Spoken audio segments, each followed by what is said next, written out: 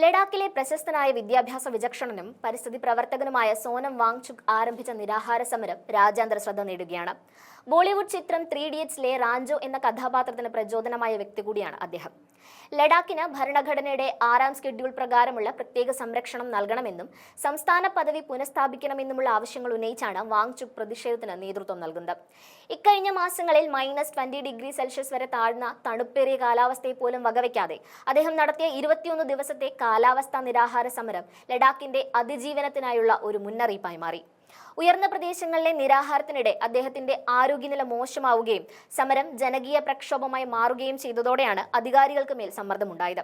സോനം വാങ്ചുക് മുന്നോട്ട് വെക്കുന്ന ഈ ആവശ്യങ്ങളുടെ പ്രാധാന്യം നാം മനസ്സിലാക്കണം. ലഡാക്ക് നേരിടുന്ന ഗുരുതരമായ പാരിസ്ഥിതിക സാംസ്കാരിക ഭീഷണികളാണ് ഈ സമരത്തിന്റെ കാതൽ.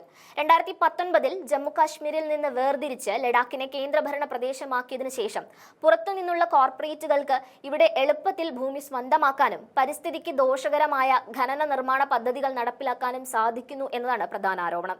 ലോകത്തിലെ തന്നെ ഏറ്റവും ദുർബലമായ ആവാസ വ്യവസ്ഥകളിൽ ഒന്നാണ് ലഡാക്ക്. ഇവിടുത്തെ മഞ്ഞുമലകളും ജലസ്രോതസ്സുകളും അനിയന്ത്രിതമായ ചൂഷണത്തിലൂടെ നശിക്കുന്നത് വലിയ പാരിസ്ഥിതിക ദുരന്തത്തിന് വഴിയൊരുക്കുമെന്ന് വാങ്ചുക് മുന്നറിയിപ്പ് നൽകുന്നു. ലഡാക്കിലെ 97% വരുന്ന ജനത ഗോത്രവർഗ്ഗക്കാരാണ്. ഭരണഘടനയുടെ 6ാം ഷെഡ്യൂൾ ലഭിക്കുന്നതിലൂടെ തദ്ദേശവാസികൾക്ക് അവരുടെ ഭൂമി, തൊഴിൽ, പരമ്പരാഗത സംസ്കാരം എന്നിവ സംരക്ഷിക്കുന്നതിൽ കൂടുതൽ സ്വയംഭരണാധികാരം ലഭിക്കും. ഇത് തദ്ദേശീയരായ ഗോത്രവർഗ്ഗക്കാരുടെ താൽപര്യങ്ങൾ സംരക്ഷിക്കാനും വികസന പദ്ധതികൾ തീരുമാനിക്കാനുമുള്ള അധികാരം ജനങ്ങൾക്ക് തന്നെ നൽകാനും സഹായിക്കും. 6ാം ഷെഡ്യൂൾ ഇല്ലെങ്കിൽ ലഡാക്ക് വെറും ഒരു ടൂറിസം കേന്ദ്രമായി മാത്രം മാറുമെന്നും തദ്ദേശീയ ജനസംഖ്യയുടെ അസ്തിത്വം തന്നെ അപകടത്തിലാകുമെന്നും സമരക്കാർ ഭയപ്പെടുന്നു. വാങ്ചുകിന് പിന്തുണയുമായി ലഡാക്കിലെ വിവിധ രാഷ്ട്രീയ മത സാംസ്കാരിക സംഘടനകൾ ഒന്നിച്ചു ചേർന്നതും സമരത്തിന്റെ ശക്തി വർദ്ധിപ്പിച്ചു. കേന്ദ്ര സർക്കാർ ഈ വിഷയത്തിൽ പലതവണ ചർച്ചകൾ നടത്തിയിരുന്നുവെങ്കിലും 6ാം ഷെഡ്യൂൾ ഉൾപ്പെടെയുള്ള പ്രധാന കാര്യങ്ങളിൽ ഇതുവരെ അന്തിമ തീരുമാനം എടുത്തിട്ടില്ല. സമരത്തിന്റെ ഭാഗമായി സോനം വാങ്ചുകിനെ അധികൃതർ വീട്ടുതടങ്കലിലാക്കിയെന്ന ആരോപണവും വലിയ വിവാദമായിരുന്നു.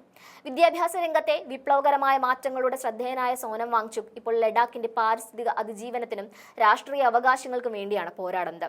ലഡാക്കിന്റെ ഭാവി നിർണ്ണയിക്കുന്ന ഈ സമരം ഇനി എങ്ങോട്ടായിരിക്കും എന്ന ആകാംക്ഷയിലാണ് രാജ്യം.